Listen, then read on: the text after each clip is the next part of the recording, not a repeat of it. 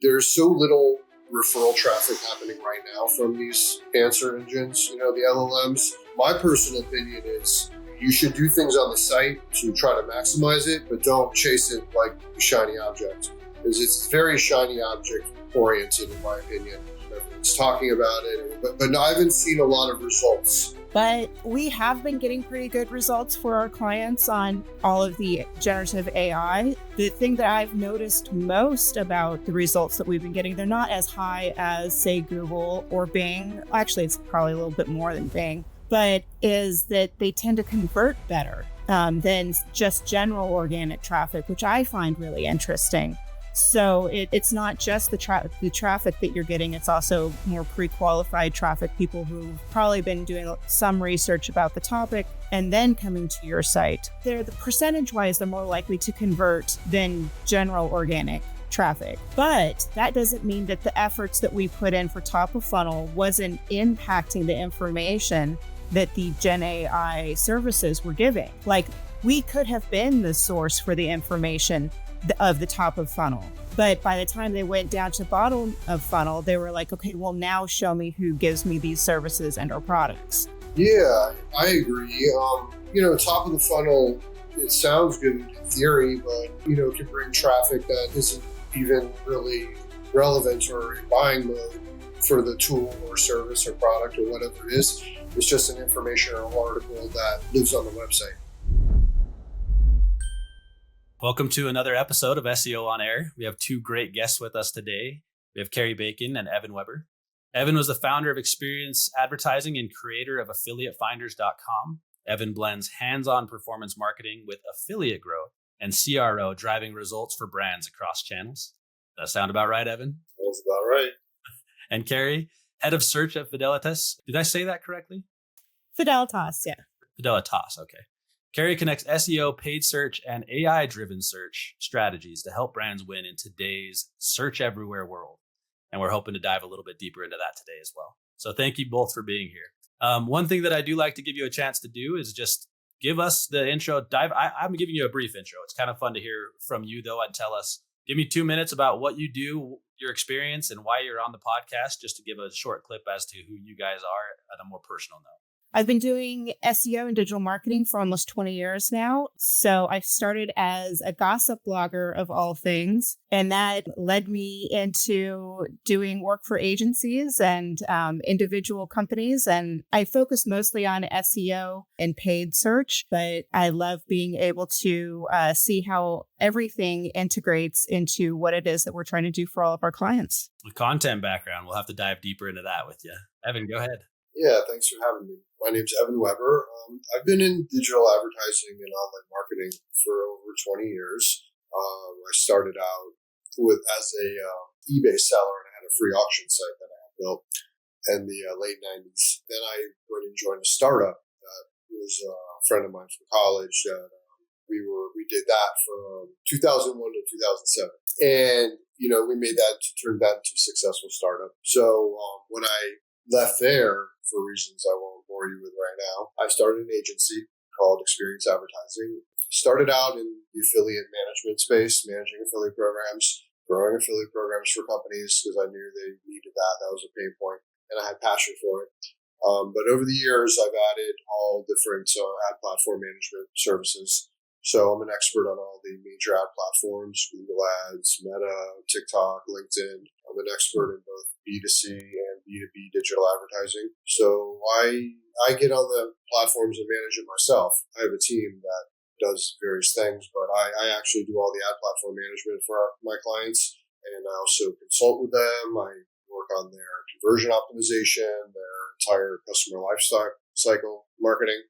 So I'm passionate about all phases of customer acquisition and retention and everything in between. So when I work with a client, we dig into all of that and how you're driving, traffic and customers and how you're retaining them, everything in between. So I'm definitely a multi-channel, multi-platform guy, and that's the message I preach out there. I like it. I think with both of you having so much experience, it's going to be fun to have you on and discuss the changes that we're seeing. Yeah. I mean, it's obvious that this has been the conversation at podcasts and conferences and everywhere else that you're seeing content across LinkedIn. But it's a chance for us to take it down and see your personal thoughts on what's changing. And with your experience, I value your opinions. So I'm glad you're here. I am going to start with one of the direct into AI conversations. So AI overviews and search evolution. AI overviews and generative engines are changing the way that people discover content. And we see that by traffic trends. We see that by, a customer's traffic dropping over the last year on core to their website, but maybe still maintaining a high level of conversions. So I'd love to hear how everyone feels. Just starting off kind of broad here. Tell me a little bit about the shifts that you're seeing from your customers' perspectives, from paid ads, from SEO. How is your company navigating one of the biggest changes I think we've seen to the industry in the past 20 years? I talk about this with, my team and with other SEOs all the time. And that while generative AI is the big new thing, and it is causing a huge splash in a lot of changes in how we look at and how we communicate to our clients, having no click or zero click results is not new. There's been position zero. There's been people also ask. There's been all of the branding and brand awareness results on Google and other platforms for years. So if everybody was still trying to optimize for the 10 blue links, then that is kind of unfortunate, because in the past 8 years, this has already changed. This has already been something that was in the works. This is something that we've had to deal with already, but this is just something in the past 2 years, it's on a much grander scale. So hopefully all of us have already been doing what needs to be done to be found in generative AI, because we were doing it to get the position zero, to get the people also ask search results. Thank you. I mean, how you're actually navigating with your team, which I think is a more complicated aspect of it than you're even letting on. The team is getting such a big view of not the fear, because there's fear to it, but there's also a lot of confidence that you can establish in your team by letting them know what's really going on. The fact that you say if you were already doing it right, you're in a pretty good position now. It's a good place to start. Evan, do you have any thoughts on that? If you've already been doing SEO right the first time, how is that affecting your current rankings and overviews?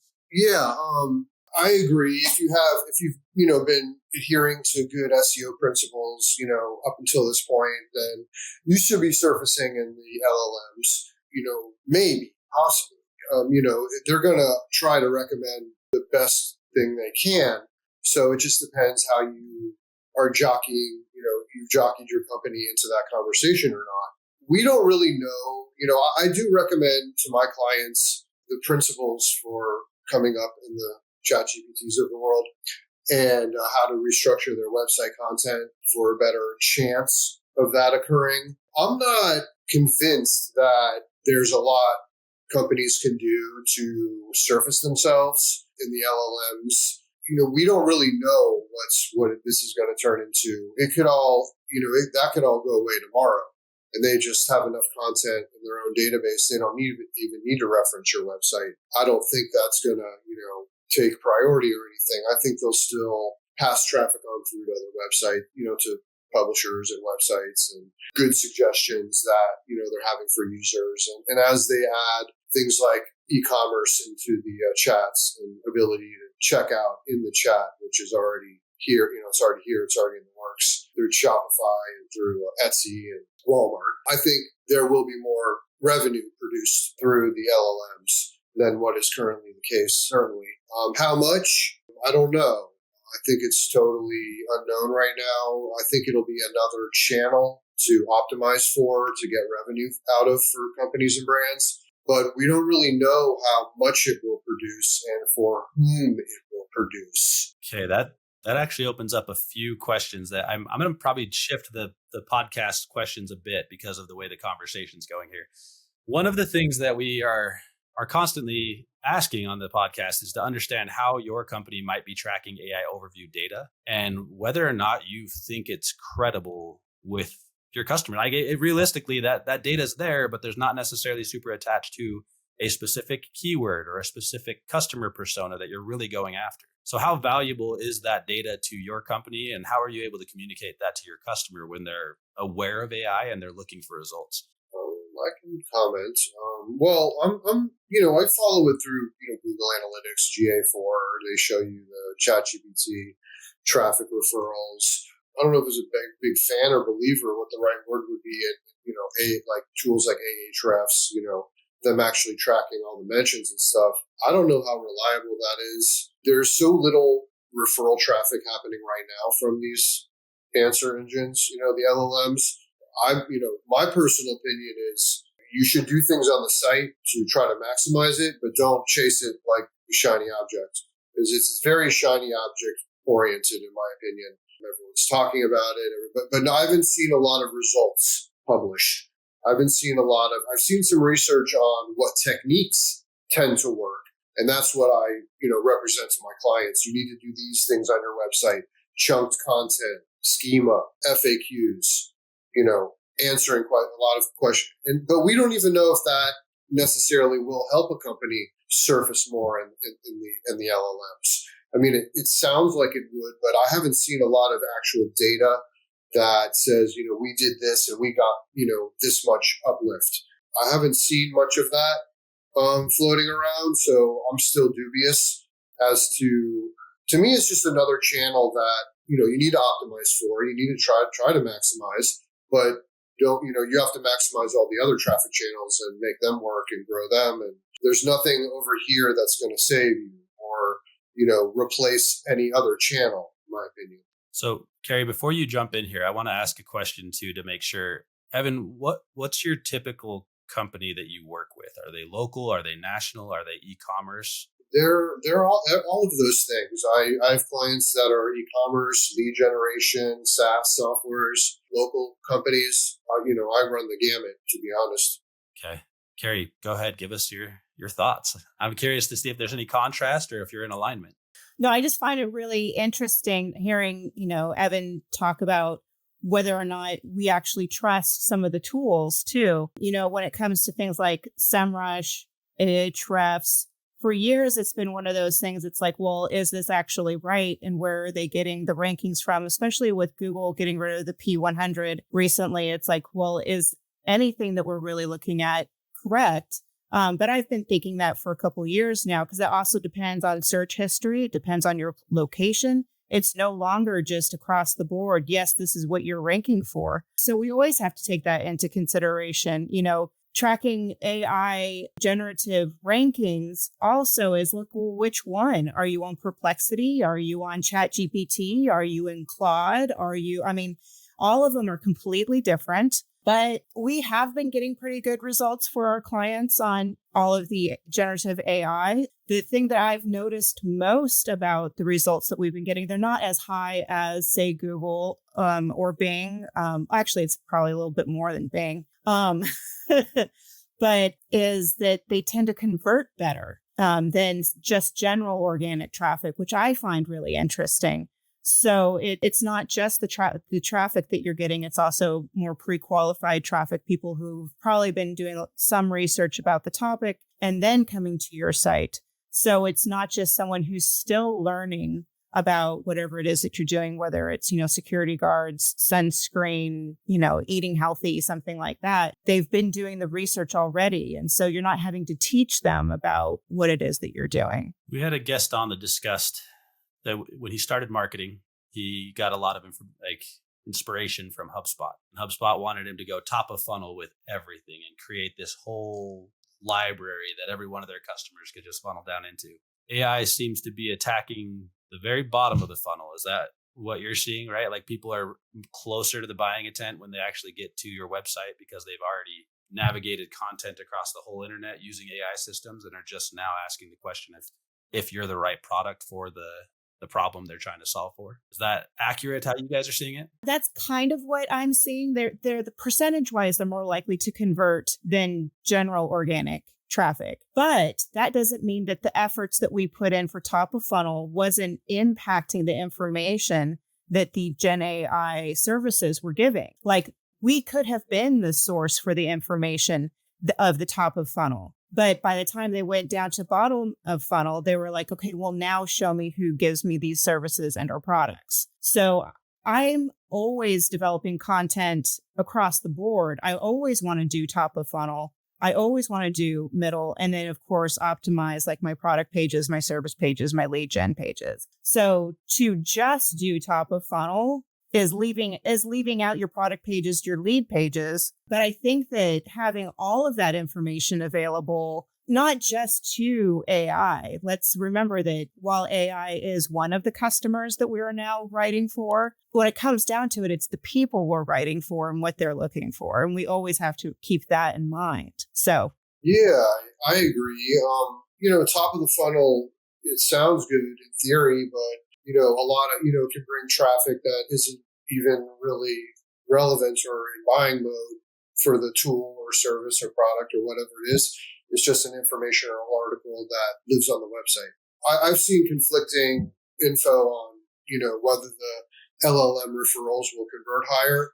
It makes sense that they would because, it wants to give a good recommendation. At the end of the day, it's going to want to give the best recommendation it possibly can, more or less. And people will trust that and they'll go buy, which is why the e-commerce play makes a lot of sense. But it just depends how much, e-commerce traffic they can really drive, in my opinion, because there's a multitude of e-commerce sites that want some of that. So, a lot of people have speculated they'll launch some kind of like advertising, platform in there where you can buy.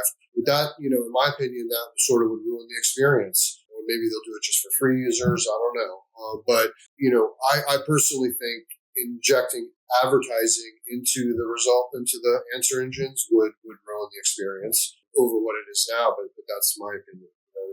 That might be what they have to or need to do to get revenue up, to increase revenue. But that could skew the objectiveness of it all and lead to maybe a lack of less of a trusting in what they're recommending.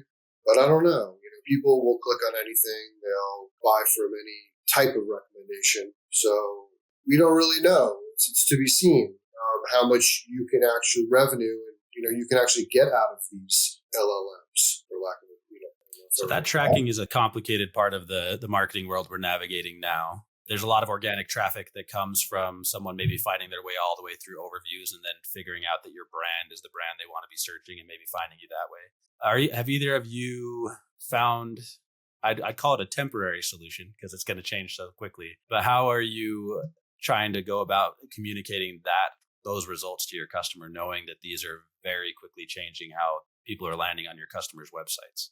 Are there tools that you're using? I mean, we mentioned Ahrefs and SEMrush. Are there other tools that you're finding valuable for this that other agencies might be needing to hear about or poke into? How is your team actually tracking any AI overview information? I'm not even obsessing about it, to be honest with you. It should be part of the strategy that the marketing department is, utilizing, or the agencies they're utilizing are working on and producing. We produce this content in this way and so on and so forth, and try to optimize for more surfacing in those results, posting on Reddit, contributing on Reddit threads that are related to the niche. They seem to rely on Reddit a lot. But I honestly think there's a lot of shiny object orientation to this. It's another thing to sell to a client, hey, we're going to have to do this, so we're going to have to charge you a few $1,000 a month. And whether it'll do something or not, maybe it will, maybe it won't. But I think the company will pay regardless as long as they have the budget. Do I think the money should be taken from another channel that's already producing? No, I don't. But I do think it should be optimized for as well as possible. That includes the entire site. That's the homepage, the subpages, the articles, the blog posts, whatever's up on there. And also trying to utilize third-party sites, maybe like LinkedIn or even Reddit or Quora, Medium, other places that it pulls answers from. But again, I have to be honest, I haven't seen a lot of revenue generation from this channel yet. So everyone needs to relax, in my opinion. It's exciting. I'm excited. And I use it every day. But also people need to realize that searching in there isn't like the main thing people do in there. They're like figuring things out. They're asking personal questions. They're not using it like Google per se. So Google really hasn't lost search volume. People still go to Google and search for certain things in certain ways. Google's search impressions have actually increased. People are searching more because of the AI overviews for whatever reason.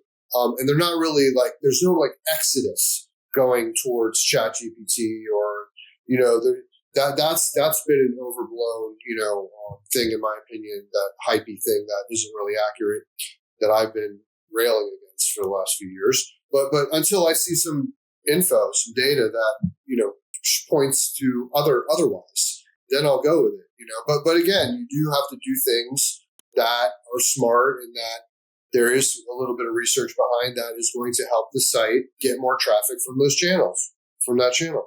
Cari, I see you shaking your head in agreement at a lot of points in there. I'm curious to hear your thoughts. It is 2 years ago, this was an explosion, and people just lost their minds on what Gen AI is and what it could do and how it's going to, we all heard SEO was dead all over again. But from what I've seen, SEO is actually back, bigger than ever. The fundamentals of what we've been doing for the past 20 years, is kind of, it's coming back again. It's making sure that everything is optimized the way that it should be, making sure you're actually talking to the people that you want to reach and that need your product, that need your service, and not trying to reach everybody all at once and be everything to everybody.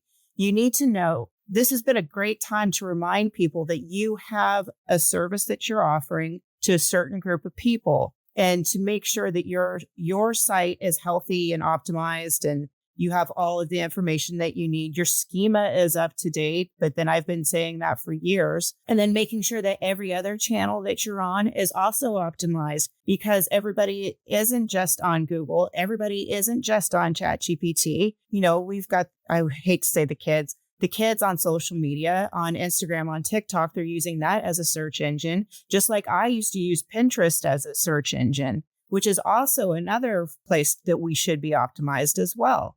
And Reddit is a great platform if you can get in there and not get killed by the Redditors that are there.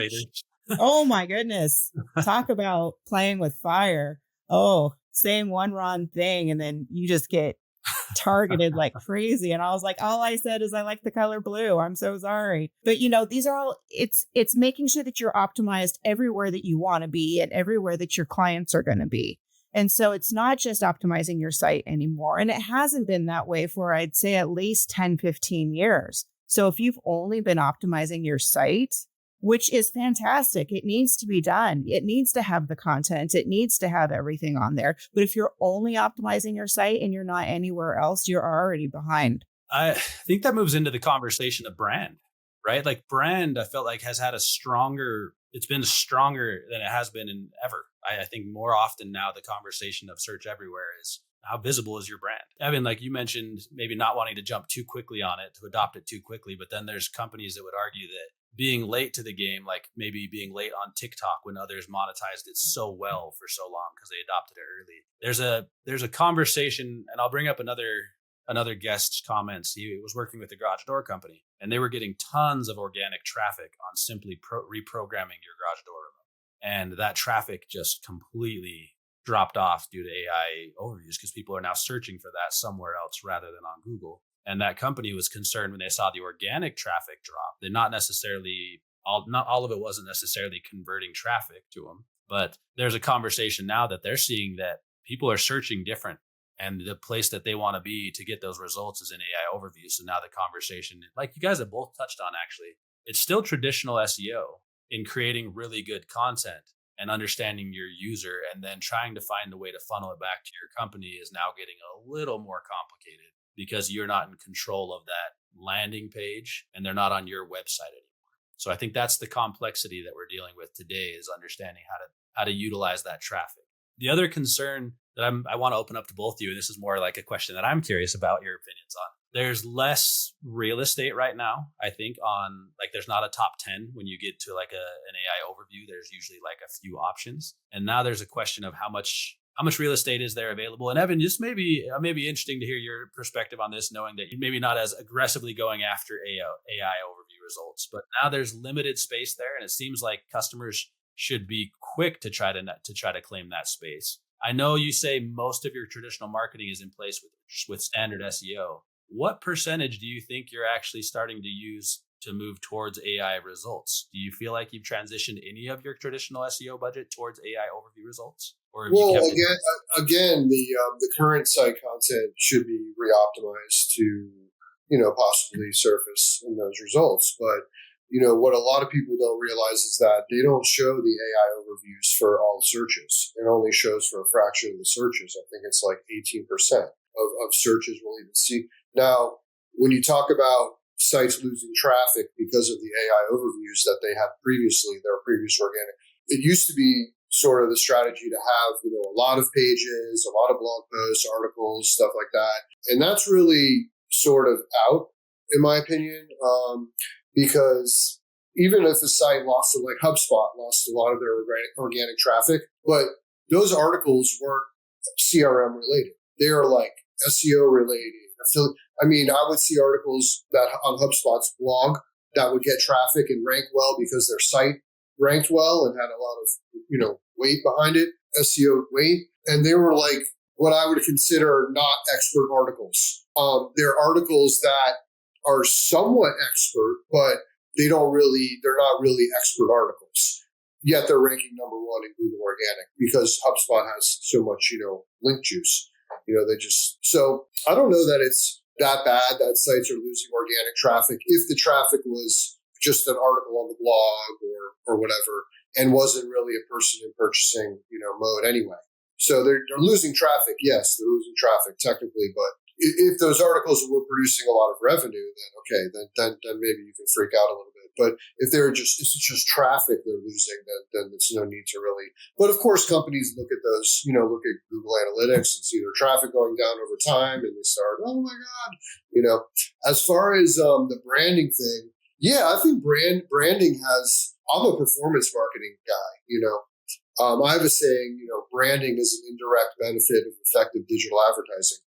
But that's kind of like a biased, little slogan I've had over the years. But a lot of companies I work with, they will now budget 20, 30% of their budget outside of the performance channels like Google Ads or Meta or, even LinkedIn. And they'll just run ads on platforms and not care about the revenue, as long as the audience is there.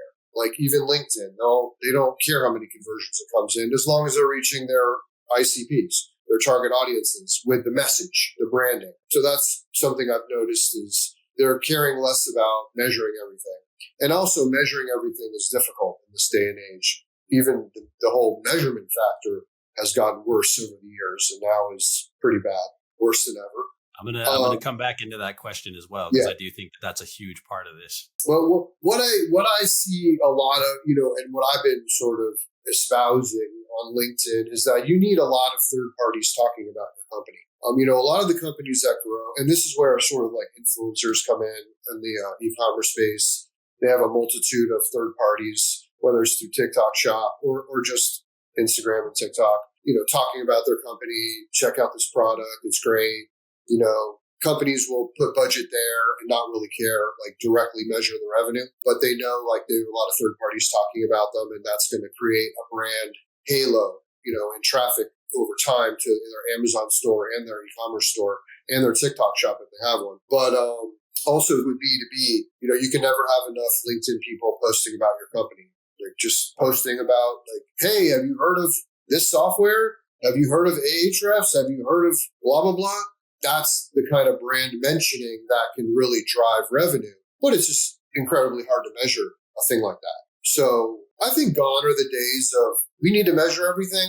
You should measure what you can, but there's a lot of overspill, even, billboards and print and TV and radio. I recommend doing all of it to a certain degree. And any company could be, hitting on all those channels online and offline with a small budget. And then growing it over time if it starts to bring, a halo effect of revenue. So, yeah.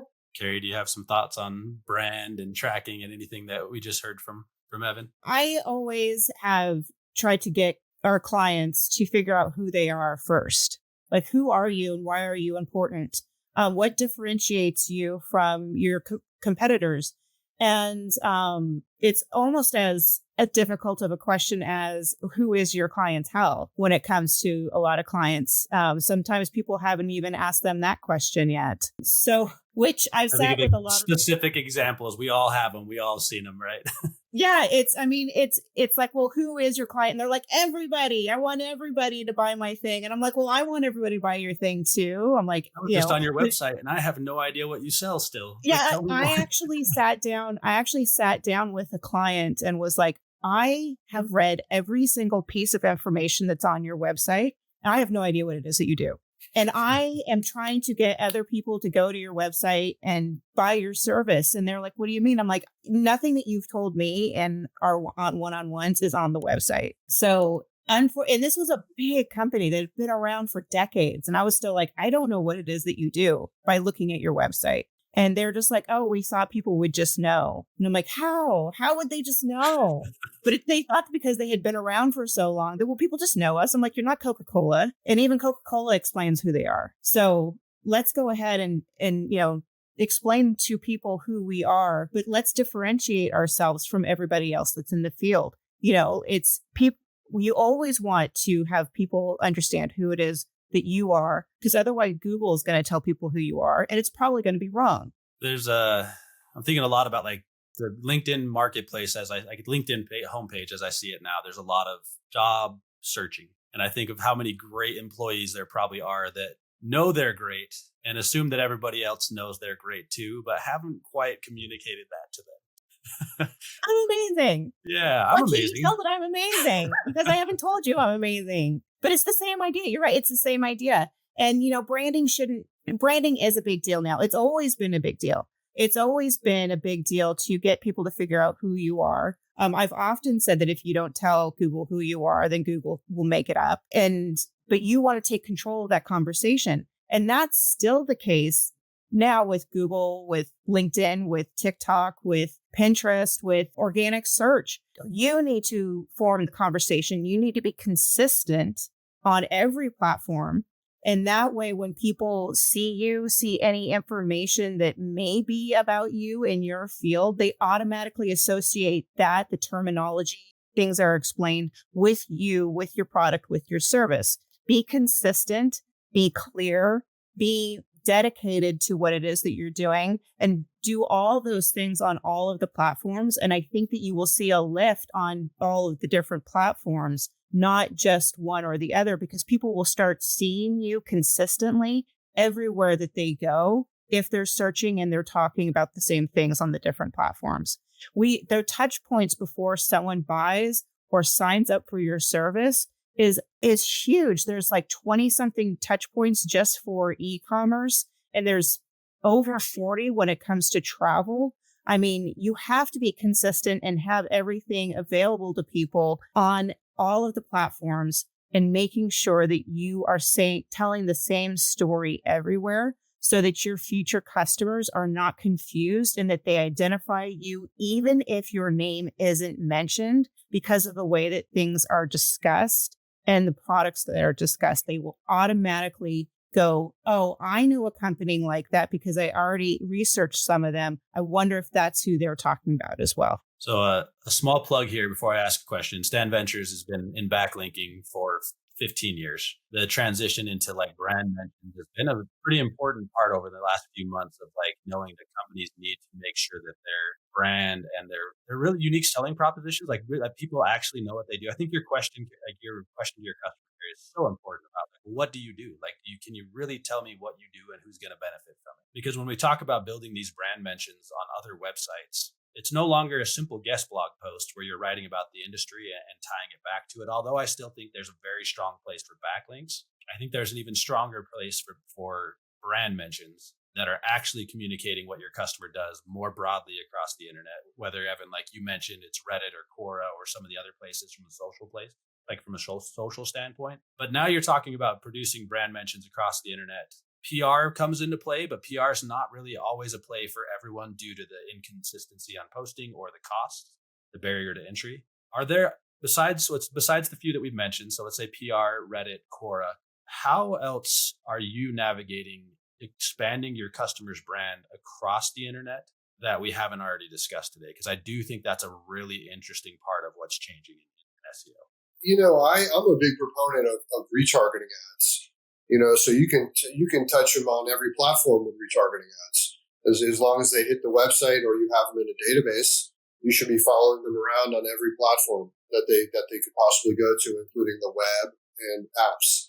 So you can do that through Criteo or AdRoll but then you need accounts on all the major ad platforms running ads to these audiences that you're building up over time. But I'm an ads guy, so that's my always part of the strategy. When you talk about doing it organically, it's a lot harder.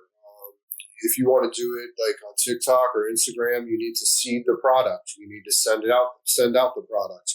You need to put it in a lot of people's hands for free a lot of times, depending how expensive. TikTok Shop has been a huge boon for a lot of companies because they have an affiliate program attached to that. And then you get like a multitude of individuals making video. I just bought a freaking squat machine off of a TikTok that I saw some guy on there doing his little squats on the squat machine. And now I'm seeing other creators selling the same squat machine and other products from the company, and they got me.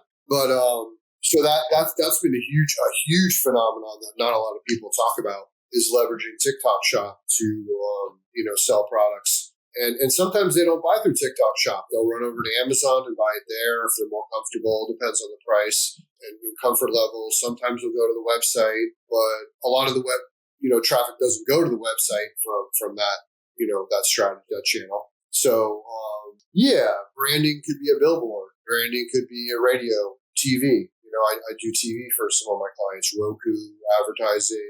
There's a few others that I use, but again, everywhere a little bit simultaneously. I recommend running 10 or more channels simultaneously. But again, I'm an ads. Yeah, I like it. I can understand that from I spoke at radio show in Orlando once, and it was all about radio and how it's evolving. And in the SEO field, it was interesting because if you run a radio ad and you haven't done good SEO, likely someone's going to go Google you, and you just paid for one of your competitors to win some new business because you're not showing up where you need to be. So I can fully agree with from the traditional advertising method, you're getting yourself so broadly viewed, which is brand building. Now you need to make sure that you're established from a traditional SEO or even paid ads to be seen. I think, Cari, do you have another perspective on just how broad brand is going right now? How are you navigating getting your customers seen across so many different potential landing spaces, I guess? We do advertising. We do connected TV. We do Amazon ads. We do retargeting. Of course, we do all of that, but we also have a background that the agency I'm with right now also has a background in event marketing. So we put on big events for some of our clients, yearly conferences, and where our clients are the headliners. They're the reason that this conference is going on. And so that really helps to get them a lot of the other attention, the TikTok influencers, the articles are being written about them, the PR push. So it's and a lot of people are looking for in-person interactions because we've got generations that have grown up online with a phone in their hand, that they're looking for the in-person activations. They want to see a product. They want to touch it. They want to be able to interact with it, to interact with you and your people before purchasing or as part of the experience, because it's a brand new thing to them. It's like this whole new world of I can actually talk to someone and touch the thing and ask the questions without having to type it in. This is so fantastic. And so it's a whole new old way of generating information and experiences for people. Like I said, it gets us a lot of PR. It gets us a lot of social media exposure and a lot of brand mentions across the board everywhere. And so it really helps the client to get known that way. And not just being the host of an event, but also we help them with, other clients with booths, with small activations like on college campuses. We have one that likes to do it's a food product. And so they go to a college campus and they do work with like the health center and the alumni association and things like that. But it's another way of getting their name out there, getting the brand name out there and on all sorts of platforms. So it's not just the one place. It spreads like wildfire a lot of times. So it's an old way, but taking advantage of the new platforms. I love the digital footprint that you'd create there, like how strong you could establish them from a brand perspective through one event. That's pretty cool about the longevity of it too. It's going to exist for a long time. That's going to make an impact. I think we're just about out of time here. I have one question that I'm curious about. I just read about it this morning, but someone on, I think it was LinkedIn, I wish I could tag a name, was very, I'm going to say bullish. I think it's weird saying it, but very bullish about AI influencers being the way you need to advertise your company moving forward. Evan and Cari, it's slightly off topic. Are you bullish or bearish? Yeah. You mean like the fake people or AI, like the social actors? media representatives of your company? Yeah. Well, it depends. It depends how accurate the lips to the words are, first of all, because that's an issue. Now with Sora just released their new app and it's very accurate. It's the way it should be.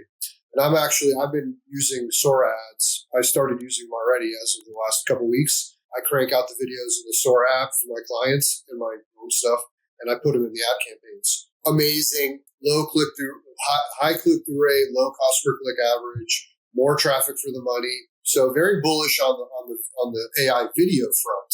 As far as the AI avatar and using the actors, and yeah, there's a company called Make UGC that I like for that. Make UGC.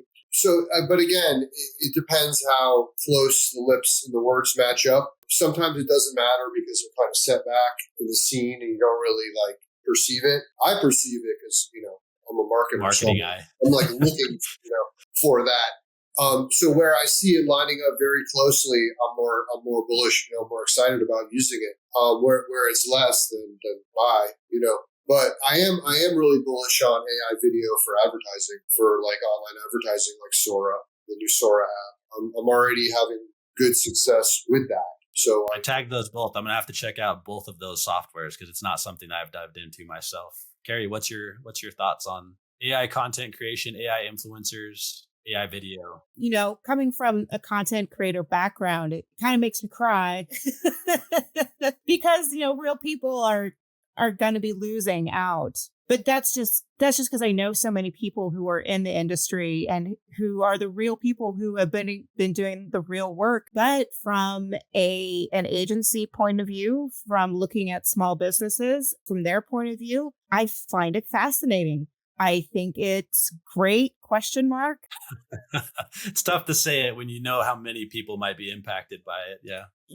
I know a lot of writers who have lost their jobs because of AI. I have a great friend who's got an amazing voice that did voiceovers and now he's losing his work.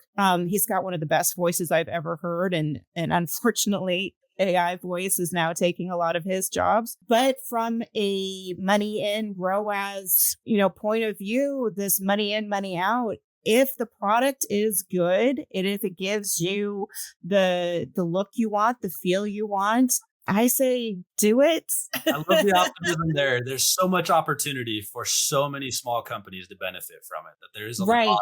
There is a caveat though, because just like a real person can't misrepresent that they actually use the product and they're happy with it, you really can't have an AI avatar, or what they do is they have like a human actor, but it mouths the script. So you can't sit there and say like, oh, this product's great.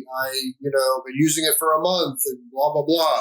You really can't do that, but it's already happening. The AI avatar will be like holding the product in the video saying whatever they've been told to say, I've never had any problems with this thing as long as I've used it. Skin cream.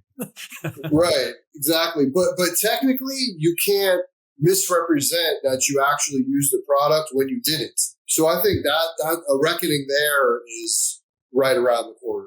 That was the other arguments to it, is the soul of so much is dying if it becomes too much AI. Like I think of a lot of tech influencers where I watch their reviews on like the new iPhone launch. And if I was watching an AI created review of the iPhone launch, there's a question of genuine No, it would be fine if it was like an overview of the features. But as far as saying like, I love this, this really helped me, that isn't allowed. I love that from a content creator standpoint. Yeah. There's so much opportunity to create genuine content. Which is why that will still go on, right? Cari, you look like you had something to say there. We're out of time here. I want to make sure she gets a final thought go ahead. Here before Go ahead.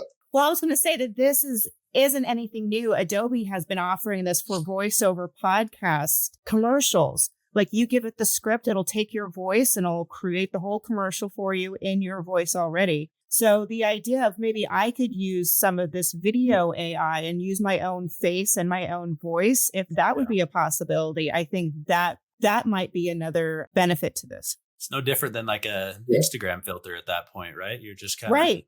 If I'm giving it the script and I'm telling it what to do, I think that might be a way that this could be possible without giving it the AI ick. You guys have been great. I actually wish there were more time. I wanted to dive into like conversion rate and how you're tracking it because it is so complicated and a few other things. We won't be able to do that, but I really appreciate you having both of you on as guests. Thank you for being on another episode of SEO on Air. Thank you so much. Thanks for having me.